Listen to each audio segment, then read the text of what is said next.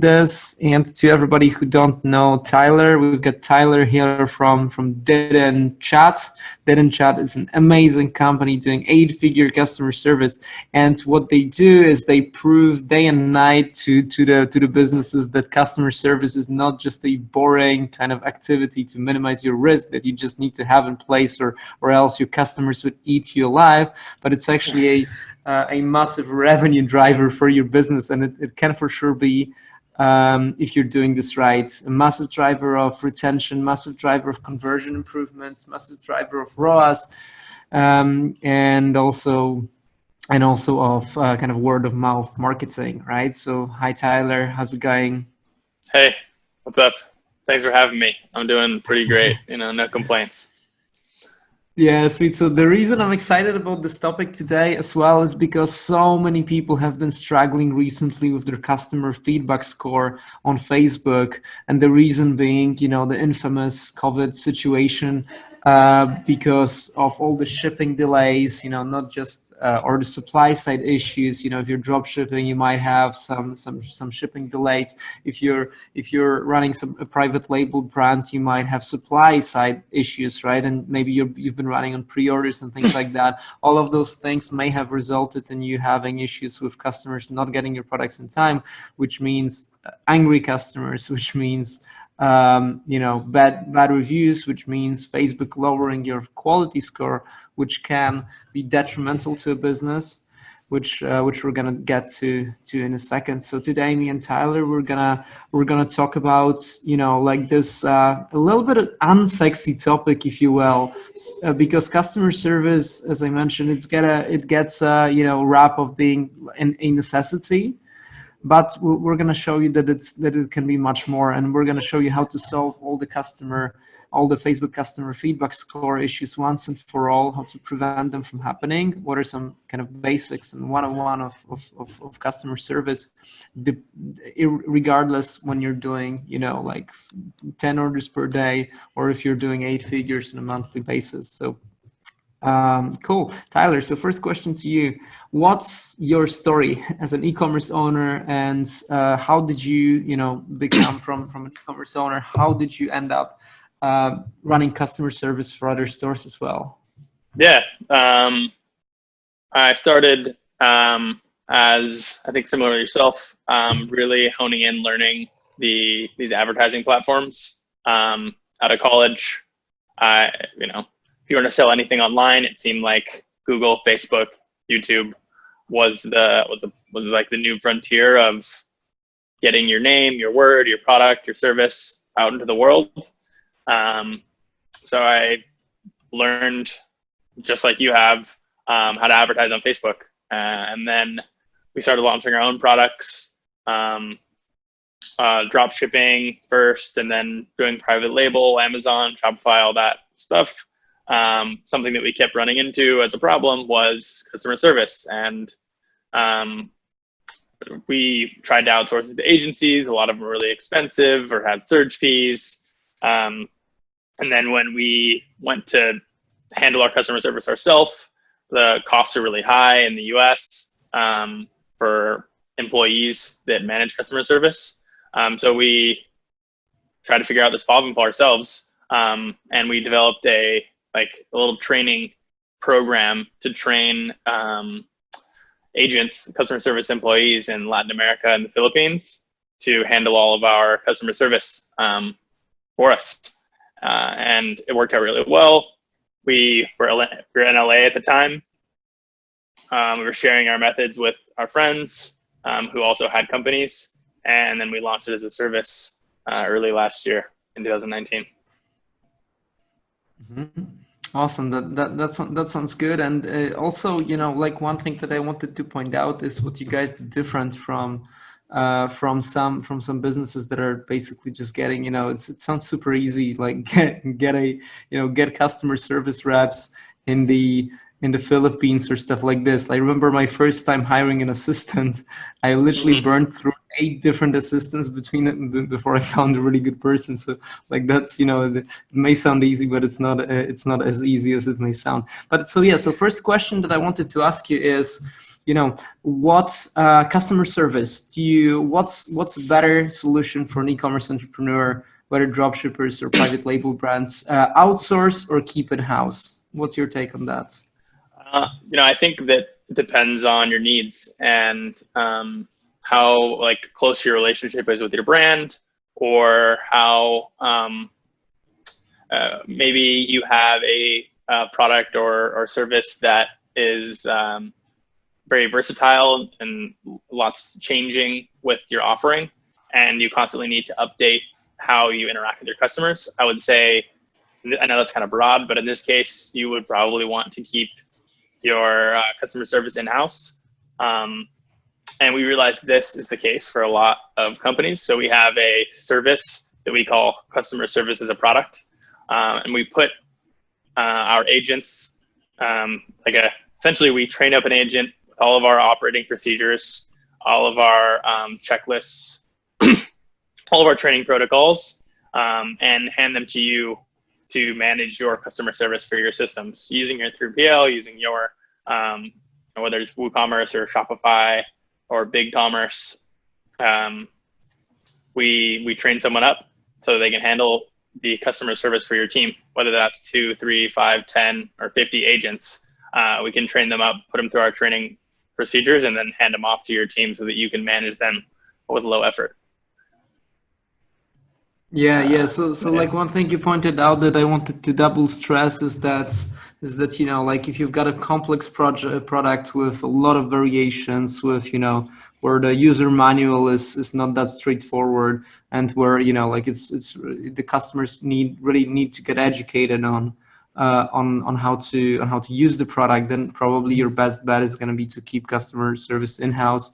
If you're shipping something that's self-explanatory, right? Which is apparel, any kind of fashion accessories. Yeah, yep. Exactly. So that's the first decision 3 points, right?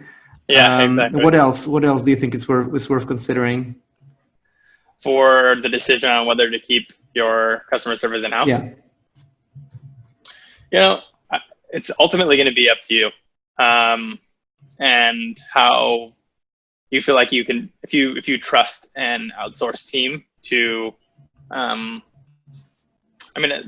the other one that comes to mind to me is brand.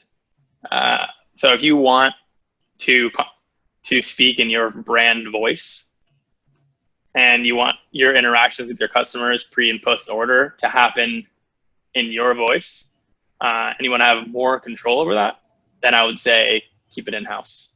Something that we offer when we engage with our clients is building responses, macros, they're called in Zendesk and Gorgeous, in that customer's brand voice. So we have copywriters in-house that can build responses for all of your general and outlier questions that you get post and pre-order. So that when we are responding, it sounds like it's coming from you. It sounds like it's coming from your voice. But if you want to have really strong control over how this interaction is happening and how your voice sounds to your customers, then I would say keeping it in-house is a good way to go, or working with someone like us that can be respectful of your brand voice. And at the same time, if scale, you have to, on the other side of the spectrum, you wanna be aware of how many kind of bottlenecks you're creating that may prevent you from or slow down significantly your scaling potential, right? If you're outsourcing, if you just literally need very simple SOPs, macros, and things like that, which we'll talk about in a second, and you want to just continue to push the budgets, then outsourcing is definitely fastest than training in-house. But from what I really liked about what you guys are doing as well is the fact that is this customer service as a product, because having someone who's able to, a customer service head who's able to train customer service reps is a massive asset, right? So if you don't want to have somebody like that on the payroll, like a head of customer service, then using a company like Tyler's DIDIN Chat is a great idea. Or even if you do want to have a head of customer service and you want to use our training protocols and you want to use our trained agents, because they're trained with all of our procedures and macros, they know the systems really well, rather than train them yourself, then that's when we can hand them off to your head of customer service or whoever's managing customer success within your organization. Exactly. So, you want to make sure that you start to think about customer support early, because as you're scaling up and as your order volume starts to increase, you eventually may start hitting some bottlenecks and angry customers if your customer service reps are not able to sustain the volume of tickets, right? So what are some, so to preempt kind of that, if I'm a smart e-commerce owner and I want to plan what may await for me in my scaling journey, in my customer service journey, what are some of the common mistakes and problems that business owners encounter related to customer service? So, I mean, there's always going to be circumstances that you can't foresee, like a global pandemic being one that massively spikes the amount of tickets that you're seeing every day. In order to have what we think a system that is de-risking your customer support team, you need to partner up with an agency like myself or others that have pools that like pools of agents to pull from that they can train and implement really, really quickly, so that when there's an unexpected surge within a week or even a few days, that whoever you're working with to manage your customer support is prepared for it. And that's really it when it comes to risk management from customer support. You need to have pools of people. I mean, if you are averaging 10 tickets, and we've seen this happen, averaging 10, 15, 20 tickets a day, and then all of a sudden that bumps up to 500, you just can't respond to everybody. And customers these days are really spoiled. They expect to get responses really fast. So if you get backed up quickly, customers, like your words, will eat you alive on social media. It becomes very public and hard to get rid of. Your Facebook review score goes down, your CPM is increased because Facebook sees that that your customers aren't happy.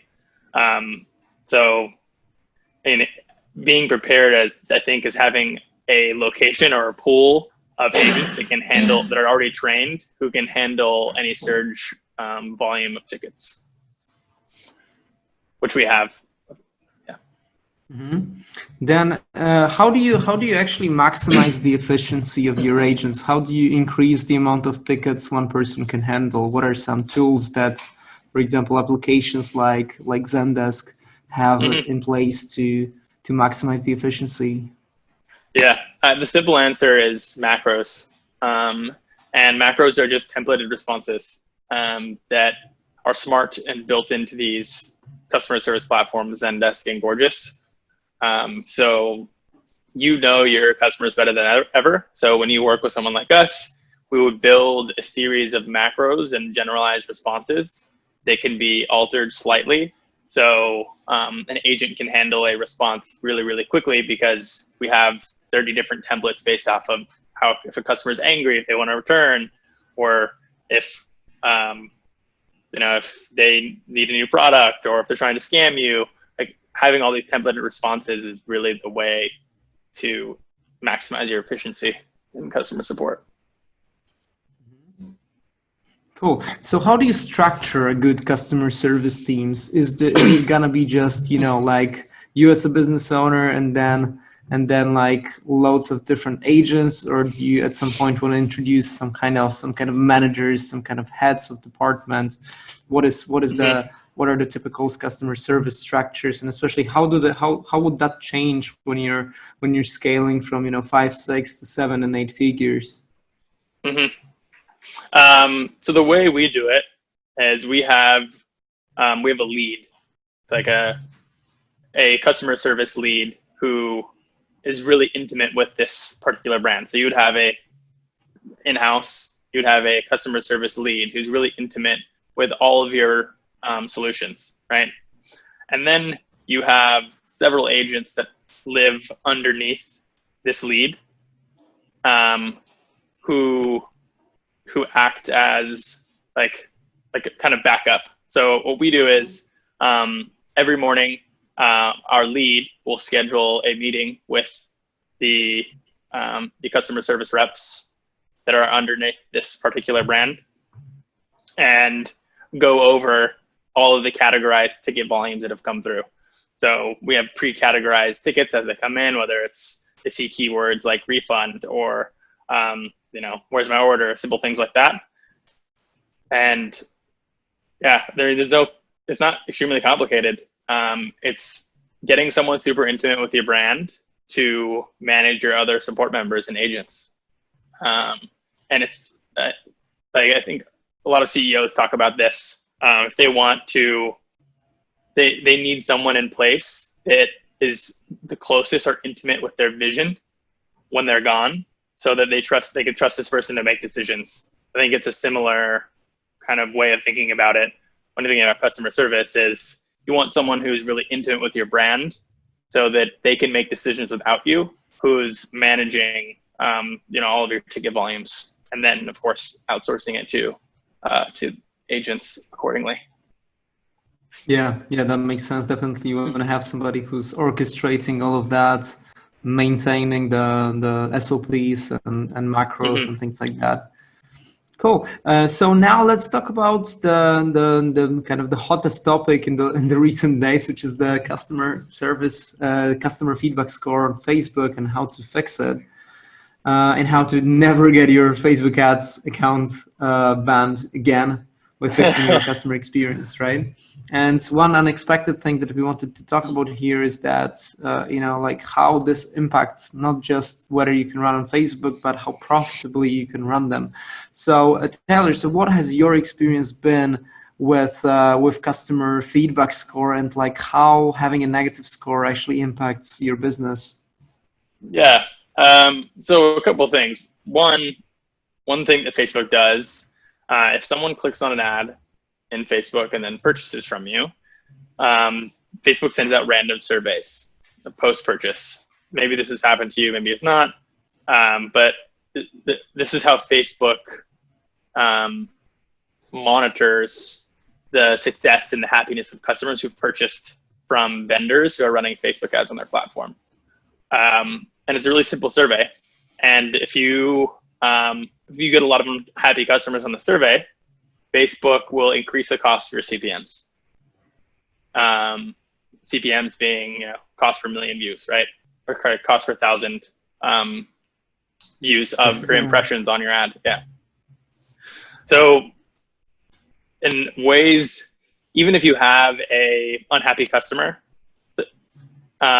who maybe it took 30 days for them to get their order, but if you were proactive with them in that 30-day period, the likelihood of them giving you a positive score when that survey goes out is much higher. The other thing, a way we like to think about it, customer service, is customers are listening to you more than ever post-order.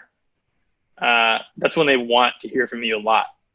So if you have to send them 7 emails between the time that they when they place their order by the time it delivers because of a delay, that's 7 chances you get to build a relationship with your customer, right?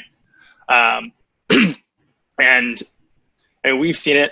I mean, with our brands, if we have a delay and if we're communicating with them on like every other day, every 2 days, people are forgiving. But a lot of brands, what we see them do is when they like to retreat from the scenario. If they have like 1,000 orders that have been delayed, they like to retreat and stay silent, so the customer isn't reminded that their product hasn't been delivered for 30 days, right?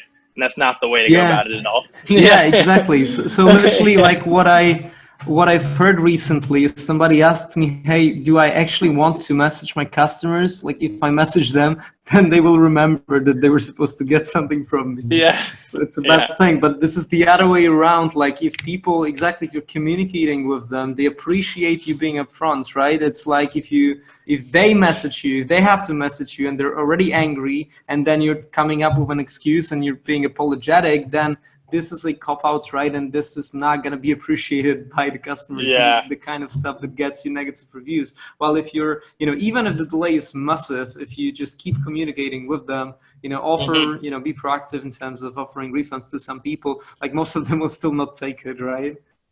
Yeah, exactly. The other thing, things are going to happen. That if you're a merchant that sells online, you're going to have angry customers. If you sell a lot online, you're just the law of averages. You're going to get unhappy customers. The way that we see to make sure that unhappy customers aren't affecting your CPMs is asking. It's pretty simple. Asking for reviews from positive conversations on your Facebook page. So there's product reviews is what usually, right, your automatic emails from Yotpo or whatever app you're using to get your reviews off of on your site, so that when someone's looking at your product, they see the positive reviews. This is Facebook page reviews. It's not product specific, but this score determines the cost of your CPMs to an extent. So what we do is we have all those automated review requests for products specifically going out post order. But when we're having conversations with people in customer service, we train all of our agents, if they have a positive conversation, to link them to the Facebook review and not the website review. This way, you're proactively increasing the amount of reviews that you get, 5-star, 4-star reviews on your page, so that if you have a massive delay and you get 101 stars, it's not going to affect your averages as much, and therefore it won't affect your CPMs as much. Yeah, exactly, and especially recently with the customer feedback score. So it's it's a really new thing, relatively new thing, right? So we're still figuring out what aspects of customer experience and what kind of points of feedback from customers matter when it comes to how they impact, what kind of weight they have on your feedback score, right? So like what we noticed, for example, is linking those customers back, to like your page on Facebook, but also to we give them instructions, for example, on how to actually find the recent ad activity. So there's a tab on Facebook, recent ad activity on your personal profile.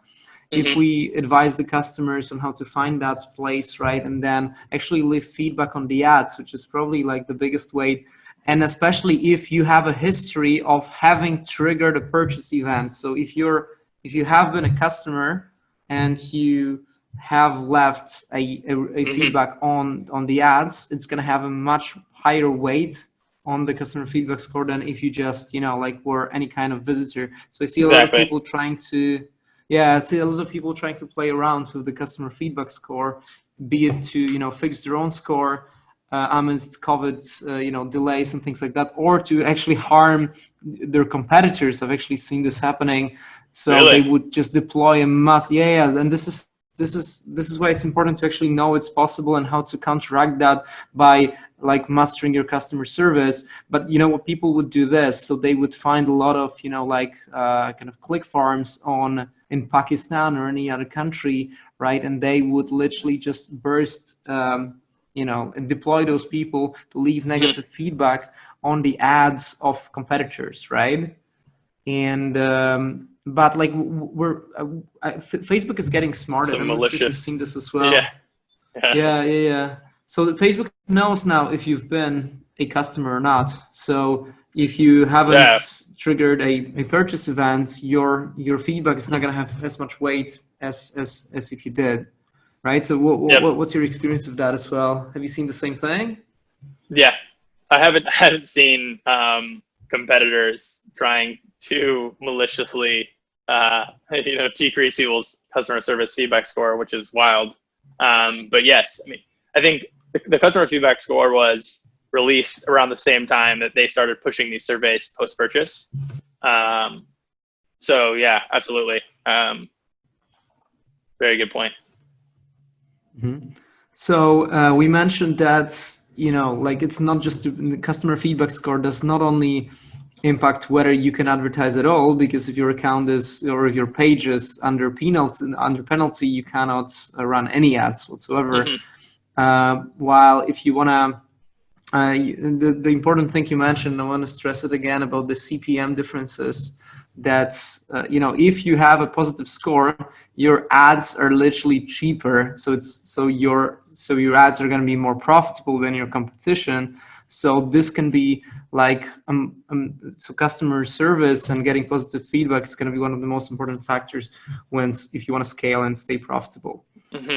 Yeah, and it makes logical sense because Facebook doesn't want to litter their feeds or customers' feeds with businesses who are malicious, that don't take care of their customers, who have bad feedback scores, right? That makes logical sense.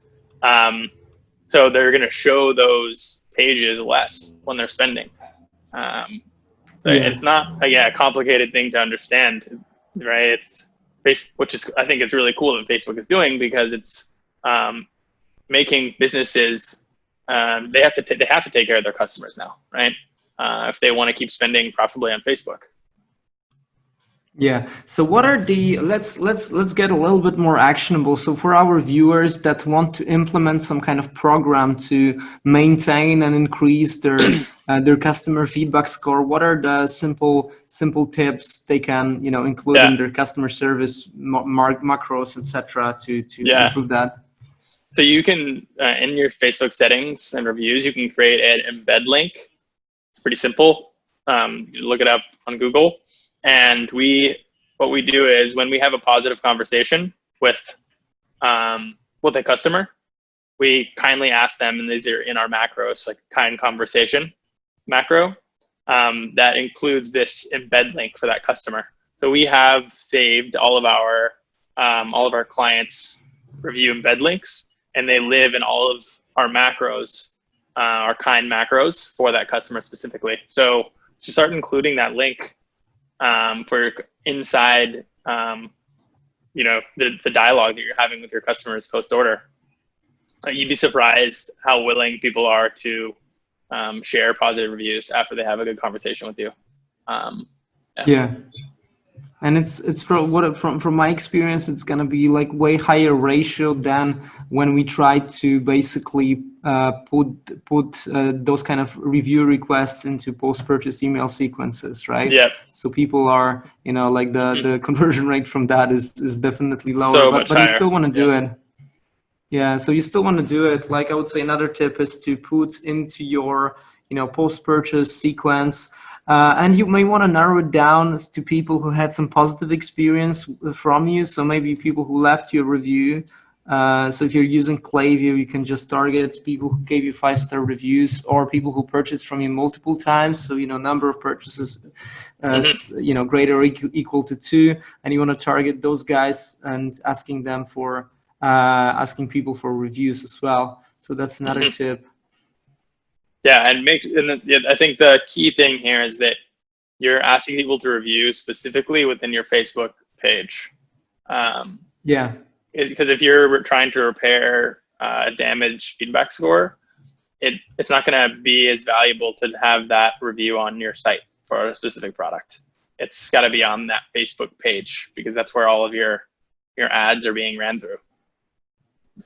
So below this video, I'll basically attach instructions on that we give our customers on how to leave feedback on the ad specifically to improve customer feedback score, so that you can go ahead and just implement it right away, right? So this is so those are the solutions to long-term solutions to maintain and increase your customer feedback score if everything is going well, right? If your shipping is still impacted, this is not a substitute for fixing your shipping times and everything, and improving your communication post-purchase with your customers, right? So like use the tracking codes, enable customers to track your shipping. That's really good. Over deliver on communication post-purchase in your post-purchase email flow and things like that. Those are another useful tips. And if you really need to, fix your customer feedback score short term, what you can do is you can use your customers, or like even invite your friends or family to purchase from you. But you want to make sure to actually have them, give them some kind of discount codes so that they can actually act as purchasers, and then guide them to leave you feedback on your ads, right? Yep. Cool. I think Great this stuff. topic, we've probably exhausted it. Like this topic is new to Yeah. everybody. And I feel that, Facebook is probably going to follow a similar trajectory as Amazon when it comes to the way they handle reviews.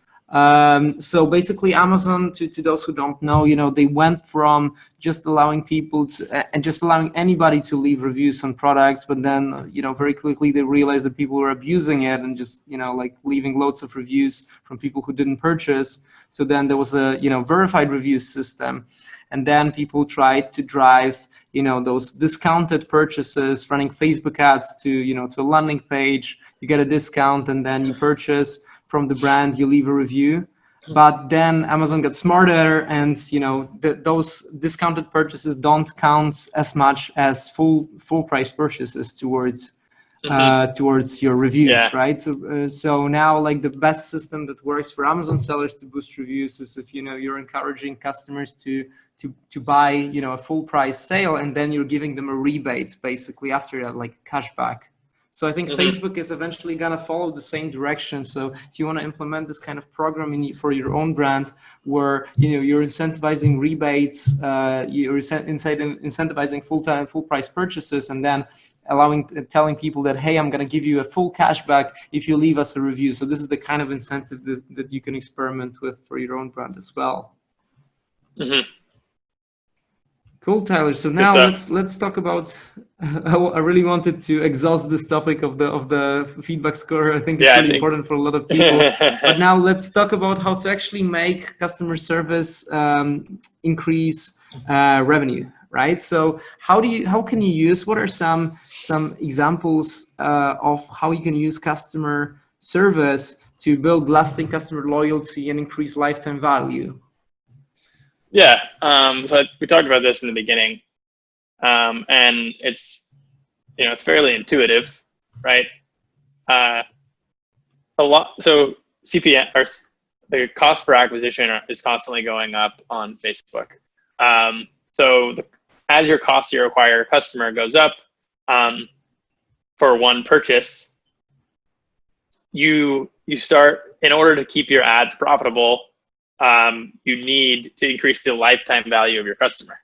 That could be, lifetime value of a customer could be a purchase for themselves or as a gift for others. So, I mean, it's really just using your intuition, right? And training your customer service agents to like use situational awareness when someone is happy with you. If you're selling, as your orders start to go up in volume, and you're selling thousands, tens of thousands of products per month, there's going to be a lot of positive conversations that your agents are having with customers. So something that we do is we offer discounts for like gifts. Hey, we saw that you really like this. We love that you enjoyed our product. Father's Day is coming up. Mother's Day is coming up. Is this something that you think your friend or your daughter or your mother would like?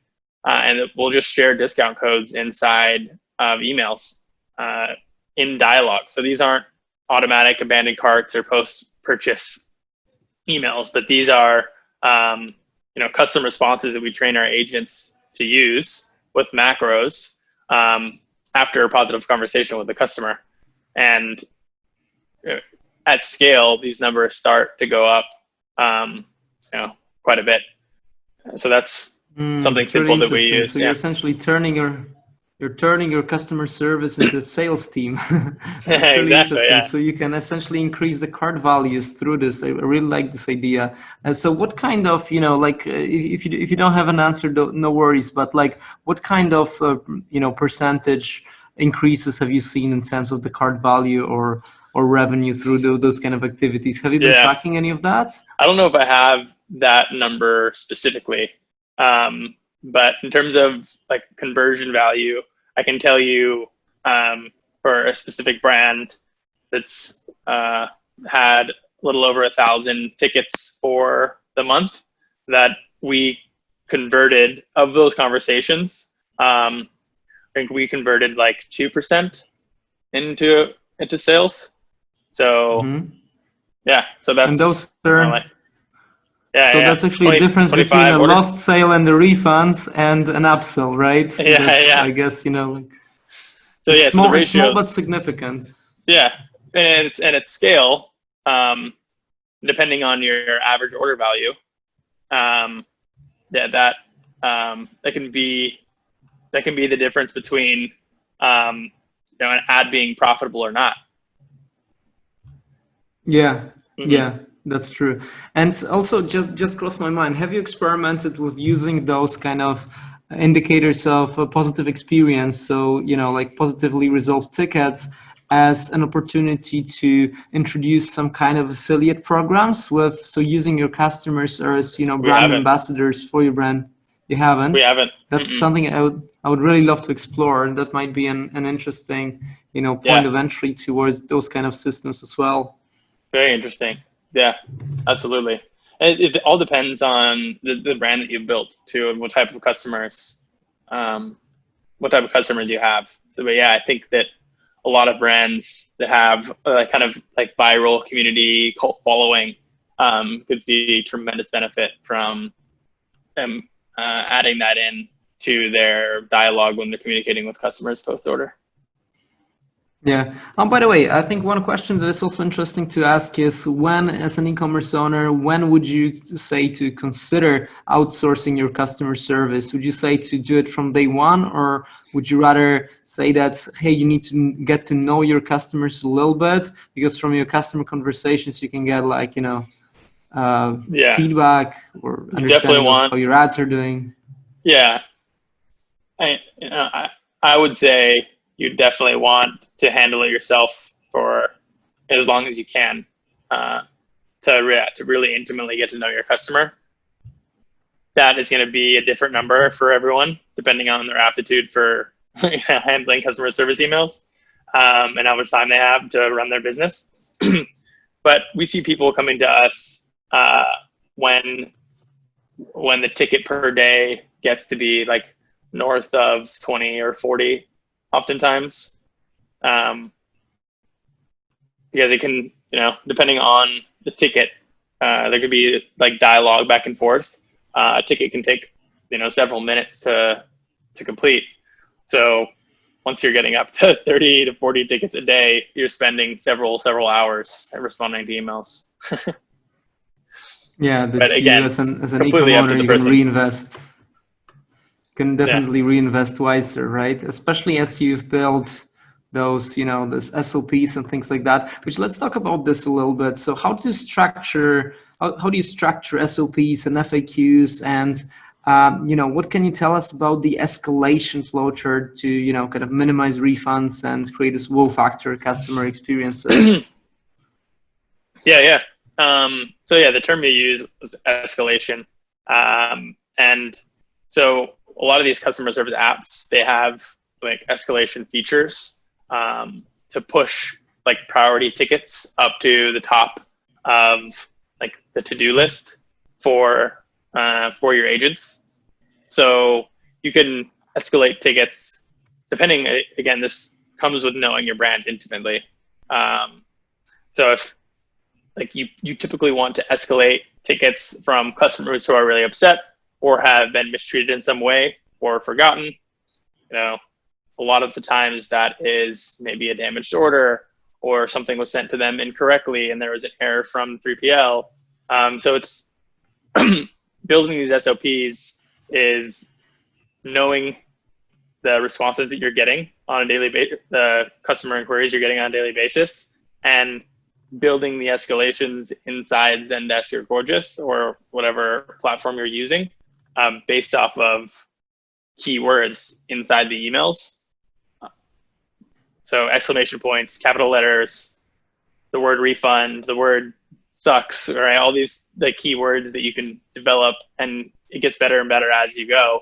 and as you build out these systems. But it's really, yeah, unfortunately, I don't have like a quick go-to answer for developing your SOPs. It's really just knowing your brand intimately and your customers intimately, so that by the time you are doing lots of volume, that you can categorize and build these escalations in for yourself, specifically for your company. Absolutely. I think it's just good to be familiar with those terms and, you know, the potential things you need. So SOPs, standard operating procedures, FAQs, frequently asked questions, you want to have that. And, you know, if you're getting ready to hire your first customer reps, you want to put those frequently asked questions together, because then your guys will have a much, much less steep learning curve, right? When they hop on for board. sure. And yeah, it's simple, and that's one of those things that every brand I think does, that probably has. It's a simple. A lot of the times, your responses can be handled just by sending someone to a fact page, FAQ page. Yeah. Exactly. So that also maximizes your efficiency, right? So I think Zendesk has this feature of guides. I'm not sure if they have it still, but yeah. So speaking of which, like, what's your favorite app for customer support, or like the favorite two, and what would the choice for a particular brand depend on? Yeah. Gorgeous is probably the best for e-commerce, I would say. And the reason is their UI. So they pull data from Shopify WooCommerce and put it right in front of you inside of Gorgeous. So that when you're responding to a customer, all of their information is right in front of you. So it pulls from your 3PL, pulls from Shopify, so you don't have to switch between pages, between Shopify and Zendesk and your 3PL. It's a dashboard for all of your customers, so that as soon as you start replying, you know exactly what they've ordered, when they've ordered, what they've rated you, if they've reviewed your product, like pretty much everything. And there's tons of really incredible automation tools. Gorgeous really did build a customer service tool specifically for e-commerce brands. I mean, Zendesk is incredibly powerful, and they've the industry leader for a long time, but Gorgeous took the time to like reinvent it for like Shopify stores almost. Yeah. Gotcha. So if you're a Shopify vendor, you want to go for Gorgeous, and Zendesk is just probably still the most well-known app right there. So I'm gonna put below this video, I'm gonna put links to all those apps, and again, I'm gonna also put a link to instructions on how to encourage your customers to leave feedback on your ads, so that you can protect, maintain, and improve your customer feedback score in no time. And any other links that we need to, and I'll also post a link to DIDIN Chat, which is Tyler's agency, if anybody is interested in, like getting to know them more, or just getting to know the potential of those kind of what customer service customer service agents can be capable of. Cool, Tyler. Cool. So thanks a lot for being here. Let me just see if we've got any questions about customer support, but it seems that we've exhausted the topic pretty well. So any last remarks or any kind of resources that you can point people to if they want to know more about customer service? I mean, I would say come to us, but give us a call. We'll answer your questions. Yeah, I mean, there's a ton of great resources on customer service, and again, it's a topic that is often overlooked and not extremely complicated. Just take care of your customers. When it comes to, there's a book that I would recommend specifically for customer success. It's Delivering Happiness by the founder of Zappos, Tony Hsieh. That's great book. Probably Zappos is probably the authority on customer service. They're well known for a bunch of wild, incredible things. Like, they encourage their customers to call them for problems outside of things that they buy from their store. So he has a very interesting way of looking at customer support. I think he even calls himself a customer service company that sells shoes. Delivering Interesting. So Happiness. yeah, I'll also post a link to Delivering Happiness by Tony Hsieh, which is a great book, and I recommend it as well. So thanks a lot, Tyler. It's been a pleasure. Super Yeah, cool. likewise. And yeah, looking forward to our next webinars. Have a good one. Likewise, brother. Take care. Thanks a lot for staying till the very end. This was e-commerce scaling strategies by Sales Genomics, brought to you by Matt from Sales Genomics. If you're interested in more tips and strategies on how to scale your e-commerce business, visit our Facebook group called E-commerce Scaling Strategies by Sales Genomics, or follow us on social media.